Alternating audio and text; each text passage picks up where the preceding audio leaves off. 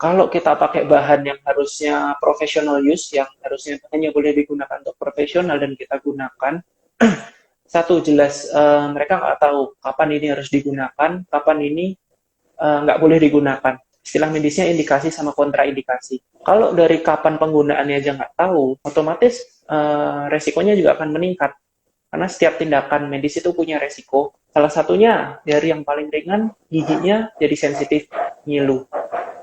Kita sebagai profesional, kalau pasien sudah merasakan gigi yang terlalu ngilu, kita nanti bisa oleskan fluoride untuk mengurangi sensitivitas, mengurangi ngilunya.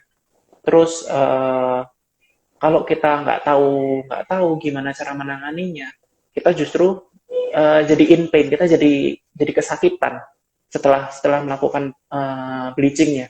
Dua, perawatan bleaching, kita harus melindungi gusi, kita harus melindungi jaringan lunak, kita harus melindungi gusi, pipi, dan lidah. Sedangkan kalau orang awam, mereka nggak akan tahu gimana caranya. Mereka nggak akan paham cara melindungi itu dengan benar. Padahal bahan bleaching ini kalau kena ke jaringan lunak, dia bisa menyebabkan iritasi, bahkan yang lebih parahnya sampai nekrosis, sampai jaringan lunaknya mati. Tiga, kalau kita lakukan itu di rumah, biasanya kalau kita ke dokter gigi itu kan kita ada yang kayak buat nyedot air liur. Bahan bleaching ini kan tadi iritatif. Kalau dia sampai ketelan, itu juga bahaya. Makanya kita butuh suction itu, alat untuk sedot itu, supaya aman, dia nggak tertelan.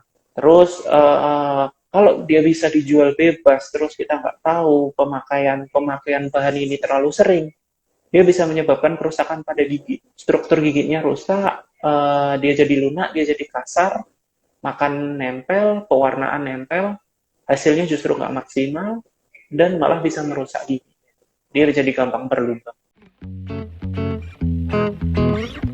Kalau yang nggak lazim digunakan dokter ya, berarti kan kita nggak tahu dia sebenarnya approve nggak dari, ya kalau di Indonesia misalnya BPOM, atau kalau kita yang dokter gigi biasanya dari ADA, American Dental Association. Nah, kalau mereka nggak approve dari situ, berarti kan kita udah nggak tahu tuh sebenarnya aman apa enggak.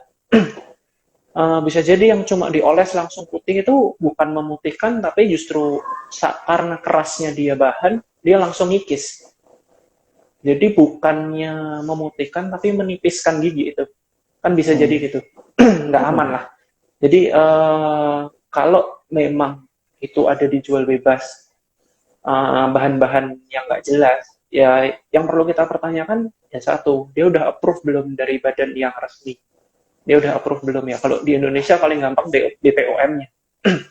Terus dua, kalaupun misal dia nggak merusak gigi, apakah dia efektif? Kan kita juga nggak pernah tahu. Namanya orang bikin iklan kan, ya gampang aja bikin iklan gitu. Tapi kalau apakah dia efektif, kita juga nggak tahu. Yang mana kita udah keluar uang untuk beli, malah nggak ada hasilnya. Atau kita keluar uang untuk beli, malah jadi sakit, malah jadi nggak dapat yang kita pengen.